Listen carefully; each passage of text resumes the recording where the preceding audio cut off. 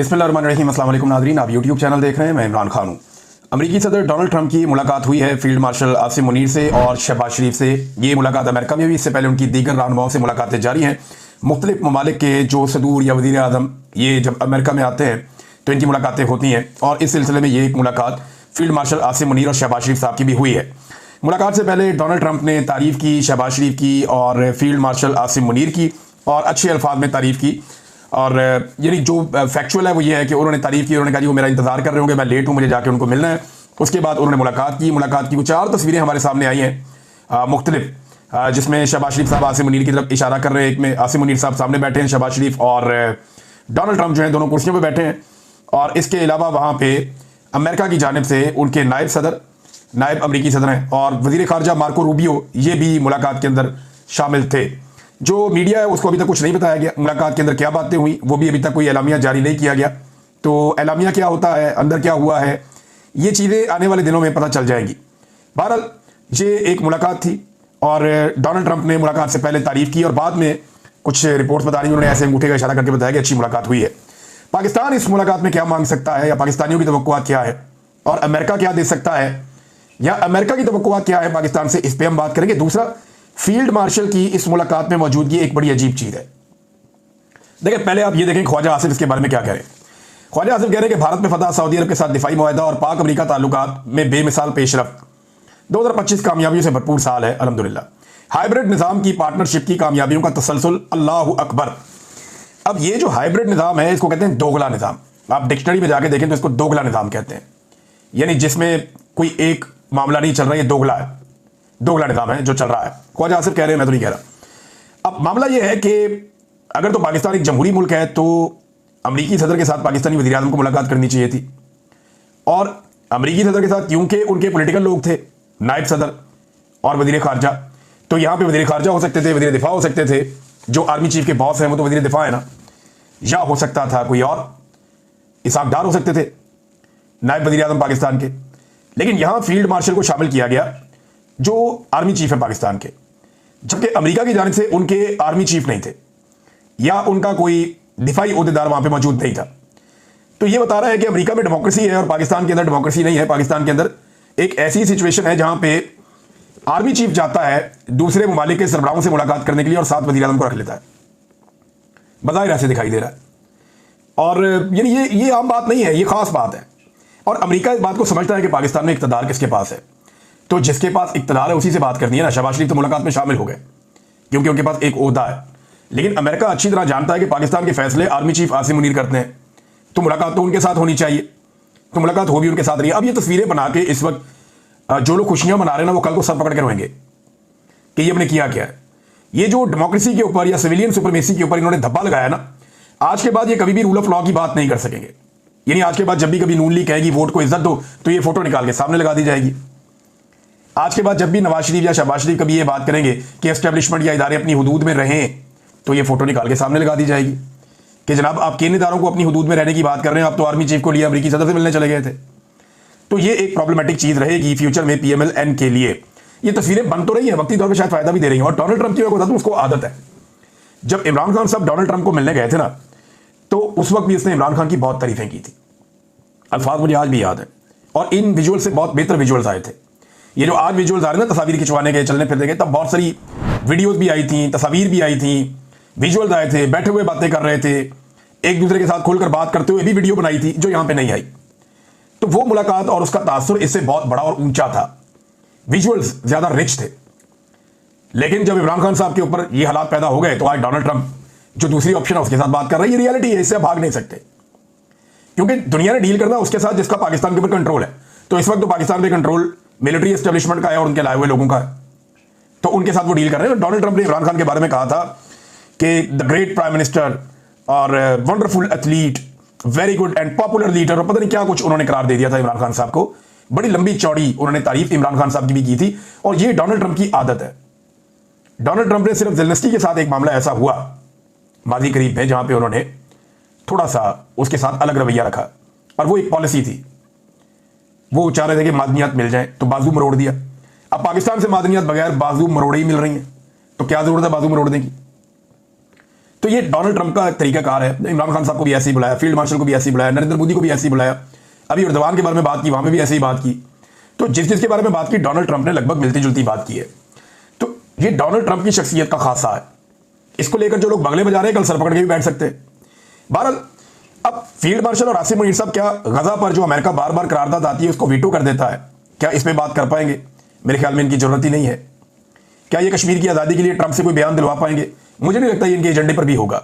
क्या ये आफिया सदीकी की रिहाई करवा पाएंगे? ये एक बड़ा सवाल है। पाकिस्तानी तो यही चीज़ें कहते हैं कि गजा में जंगबंदी तो करवा दें कम से कम। अब हमें तो अमेरिका से ये बातें हैं जिन पे हम बातचीत कर सकते हैं या ट्रेड पे बात कर सकते हैं, क्योंकि क्लाइमेट चेंज पे आप डोनाल्ड ट्रंप से बात करेंगे वो डांट देगा, वो इसमें मानता ही नहीं है। वो ये कहते हैं ये सब डिकोसला है, इसको मत मानो, आप बस इंडस्ट्री लगाओ, जो काम करना है आप करो। अमेरिका को हमसे क्या चाहिए जरा ये आप देख लें। हमें अमेरिका से खैरात ही चाहिए ना, और क्या चाहिए, या उसका आशीर्वाद चाहिए सिर के ऊपर। लेकिन अमेरिका को पाकिस्तान से क्या चाहिए ये आप गौर करें। ट्रंप को अब्राहम अकॉर्ड के ऊपर दस्तखत चाहिए, ये बात नजम सिटी भी कर रहे हैं और लोग भी कर रहे हैं। एक्चुअली ट्रंप ये चाहता है कि पाकिस्तान इसराइल को तस्लीम करे, और मैं ये मानता ही नहीं कि ट्रंप ने पाकिस्तान से इसराइल के हवाले से ऐसी कोई बात ना की हो, गो के इस बात का एलामिया जारी किया हो या ना किया हो। मेरी दानिश में मेरा अपना ये तजजिया है, मुझे लगता है कि ऐसा मुमकिन नहीं है कि डोनाल्ड ट्रंप ने इस मीटिंग में पाकिस्तान से इसराइल को तस्लीम करने के हवाले से बात ना की हो। नोबेल इनाम के लिए ट्रंप को पाकिस्तान की सपोर्ट चाहिए लगातार, और जितने भी हुक्मरान जाते हैं, यानी एक तरफ जो फलस्तीनियों के साथ जुल्म और जबर हो रहा है उसमें अमेरिका सपोर्ट कर रहा है, दूसरी तरफ जितने मुसलमान हुक्मरान जाते हैं वो जाके ट्रंप की खुशामद करते हैं, और हमने देखा खुशामद होते हुए। तो अफगानिस्तान और ईरान के खिलाफ एक प्रॉक्सी भी चाहिए अमेरिका को फ्यूचर में, और चाइना से पाकिस्तान को वो चाहते हैं ज़रा दूर भी रहे, और सऊदी अरब और पूरे खित्ते के लिए वहाँ पे उन्हें इजाफी फौज भी चाहिए जो किराए पे उनको दस्तयाब हो, जिसको वो इस्तेमाल कर सके। ये रीजन के लिए भी आप देखिएगा आने वाले दिनों में और भी जगहों पे पाकिस्तान के मुआहदे हो जाएंगे, और पाकिस्तान के जो कीमती रेयर अर्थ मिनरल्स हैं ये भी अमेरिका को चाहिए। तो अमेरिका की डिमांड्स भी ऑब्वियस हैं और पाकिस्तान की भी। अब एक और सवाल नाज़रीन पैदा हो गया, और ये सवाल एक बड़ा सवाल है। ये सवाल उठ रहा है खातून के बारे में, और मैं जानता नहीं खातून को ज़्यादा, लेकिन मैंने सेनेटर मुश्ताक अहमद खान साहब के ट्वीट में पढ़ा और मुझे पता चला कि इन्हें माजी में कोई तमगा शमगा भी दिया गया है, सदारती अवार्ड भी, यही खातून को, और ये इसी रिजीम ने दिया है। ये बरतानवी शहरी हैं और हैं तो पाकिस्तानी बरतानवी, और ये बरतानिया में रहती हैं लंदन में। इनके बारे में सेनेटर मुश्ताक साहब की ट्वीट मेरी नज़र से गुजरी, फिर मैंने 2-4 और लोगों की देखी तो मैं हैरान हो गया कि ये क्या चल रहा है। सेनेटर मुश्ताक कहते हैं हुकूमत की फ़लस्तीन पॉलिसी पर संगीन सवालिया निशान पैदा हो गया है। पाकिस्तान के असूली मौक़िफ़ की खुली धज्जियाँ उड़ाते हुए अक़वाम मुत्तहिदा में पाकिस्तानी वफद में एक ऐसी खातून को शामिल किया गया जो खुले आम गासिब इसराइल की मदाह सराई करती रही हैं और इसको तस्लीम करने की राह हमवार करती रही हैं। आखिर ये खातून शमा जुनेजो किसके ईमा पर पाकिस्तानी कौम की नुमाइंदगी करने के लिए आगे लाई गई हैं, एक ऐसे वक्त में जब नाजायज़ नस्ल परस्त इसराइली रियासत जो फ़लस्तीनियों की लाइव स्ट्रीमिंग जेनोसाइड कर रही है, ऐसे आम फोरम पर इकबाल और कायद के पाकिस्तान की नुमाइंदगी एक ऐसे इसराइल नवाज फ़र्द को सौंप देना पाकिस्तानियों के जज्बात की तौहीन है। क्या यह हमारी दहाइयों पर मुहित फ़लस्तीन पॉलिसी को धोखा देने के मुतरादिफ नहीं? पाकिस्तानी अवाम ये सवाल पूछने में हक बजानिब हैं कि आखिर पाकिस्तान के नाम पर यह तौहीन आमेज फैसला किसने और क्यों किया?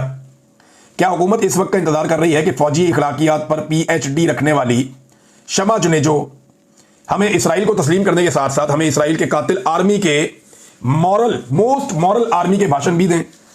यह महज एक गलती नहीं बल्कि कौमी फ़लस्तीन पॉलिसी और अवामी एतमाद के साथ खुली गद्दारी है। हुकूमत खुलकर इस पर माफ़ी मांगे और बता दे। ये सवाल और लोगों ने भी उठाया।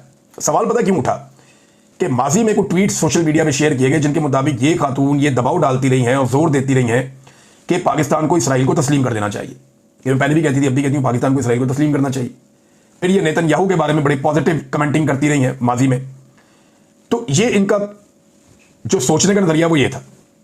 लेकिन अभी अचानक से मामला तब सामने आता है जब ये पता चला कि शहबाज शरीफ साहब जब बरतानिया गए तो इस खातून को उनके बहुत करीब एक्सेस हासिल हो गई, और ये बहुत इंपॉर्टेंट चीजों के अंदर इनकी मुदाखलत हो गई। मिसाल के तौर पे ये खातून लिखती है अपने ट्विटर पे कि आज लंदन के चर्चिल होटल में, जहां पे ये शहबाज शरीफ वगैरह ठहरे हुए थे, फायर अलार्म की वजह से हम सबको इमरजेंसी में बाहर निकलना पड़ा।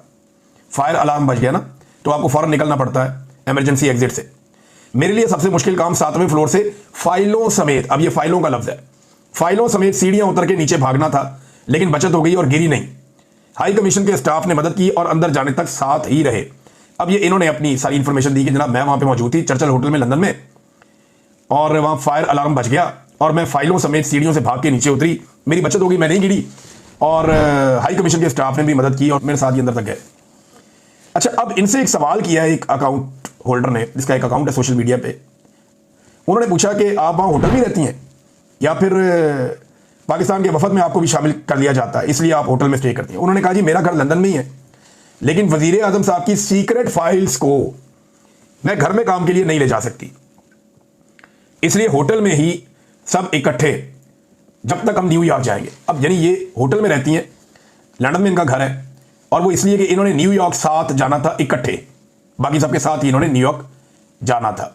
अब इसमें ना एक ट्वीट और था जहां से सबके कान खड़े हुए थे, बाद में पता चला ये ट्वीट अब मौजूद नहीं है। वो ट्वीट ये बता रहा था कि इस खातून ने अनाउंस किया सोशल मीडिया के ऊपर कि एयरफोर्स 1 के अंदर बैठकर ये ट्रैवल कर रही हैं वज़ीर आज़म के साथ अक़वाम मुत्तहिदा के इजलास के लिए अमेरिका में। और फिर एक तस्वीर देखी गई सोशल मीडिया पे और मीडिया पे भी आई कि ख्वाजा आसिफ बैठे हुए, उनके पीछे बिल्कुल ये खातून बैठी हुई है। यानी जब पाकिस्तान की नुमाइंदगी हो रही है तो ये खातून वहाँ नुमाइंदगी कर रही हैं। और ये जो अक़वाम मुत्तहिदा का इजलास है जनरल असम्बली का, इसमें जो सबसे अहम नुकता है, तमाम ममालिक जिस पे बात कर रहे हैं वो फ़लस्तीन है और इसराइल के खिलाफ बात कर रहे हैं ज़्यादा ममालिक, और पाकिस्तान का इस पर एक बड़ा वाज़ेह मौक़िफ़ रहा है।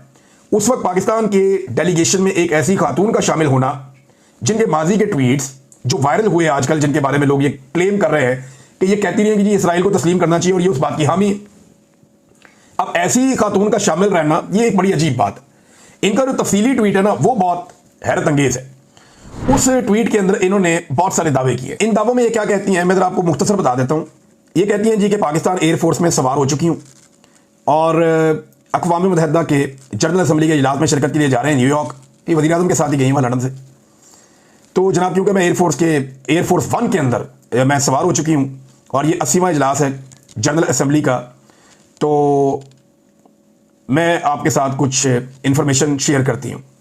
उसके बाद जनाब इन्होंने बताया कि मैं अप्रैल 2025 से बहुत सारी चीज़ों पे काम कर रही थी और शहबाज शरीफ साहब के साथ मैंने काम किया और उनकी जो एडवाइजरी टीम है उसके साथ मैंने काम किया, डिप्लोमेटिक्स के साथ, डिप्लोमेटिक अफेयर्स के ऊपर। और मैंने जो है वो तकारीर भी उनकी लिखी और ख़ास तौर पे उन्होंने एंड में बताया कि ये जो जनरल असम्बली में तकरीर होने जा रही है शहबाज शरीफ की, इसको लिखने में भी उन्होंने बताया उनका रोल है, और पॉलिसी ब्रीफ्स के बारे में बताया, स्ट्रेटेजिक मैसेजिंग के बारे में उन्होंने लिखा। तो ये इतना इंपॉर्टेंट सारा कुछ इन्हें कैसे पता चल गया, और वज़ीर आज़म की जो सीक्रेट फाइल्स हैं उन तक इन्हें रसाई कैसे हासिल हुई, ये सवाल सोशल मीडिया पे उठाया जा रहा है। हर पाकिस्तानी पूछ रहा है कि एक ऐसी खातून जिनका कोई ऐसा पोर्टफोलियो नहीं है, उन्हें सीक्रेट फाइल्स तक रसाई। और उसके बाद लोग सवाल उठा रहे हैं कि वो एयरफोर्स 1 में भी जा रही हैं। फिर लोग सवाल उठा रहे हैं, वो खुद अपने मुंह से कह रही हैं कि वज़ीर आज़म की सीक्रेट फाइल्स हैं। फिर वो वज़ीर आज़म की अक़वाम मुत्तहिदा की जो तकरीर है उसको लिखने में शामिल है, और वज़ीर आज़म ने जो अक़वाम मुत्तहिदा के अंदर तकरीर करनी है वो तो पाकिस्तान की पॉलिसी तो एंटी इसराइल रही है, हमेशा प्रो फ़लस्तीन रही है। ये खातून की जो राय है वो ज़रा थोड़ी सी मुख्तलिफ पोर्ट्रे होती रही है। तो ये कैसे हो गया और ये कैसे हो सकता है? अब इस पर सेनेटर मुश्ताक साहब ने और दीगर बहुत सारे पॉलिटिकल लोगों ने सवाल उठाया। उम्मीद करता हूं कि हुकूमत इसका जवाब दे पाएगी। नाज़रीन, मोहसिन नकवी साहब ने एक ट्वीट किया, ये बड़ा इंटरेस्टिंग है, मैं आपके सामने रखता हूं।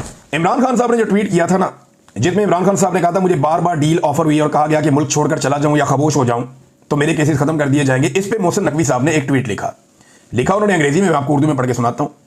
वो इमरान खान साहब से पूछते हैं कि क्या आप सिर्फ एक शख्स का नाम बता सकते हैं जो आपके पास आया और कहा कि हम आपको मुल्क छोड़ने की इजाज़त देने के लिए तैयार हैं? लोग आपके झूठ से पहले ही तंग आ चुके हैं। ये मोहसिन नकवी ने ट्वीट किया इमरान खान साहब के ट्वीट के ऊपर। अच्छा, उसके बाद मोहसिन नकवी साहब को बड़े लोगों ने जवाब दिया।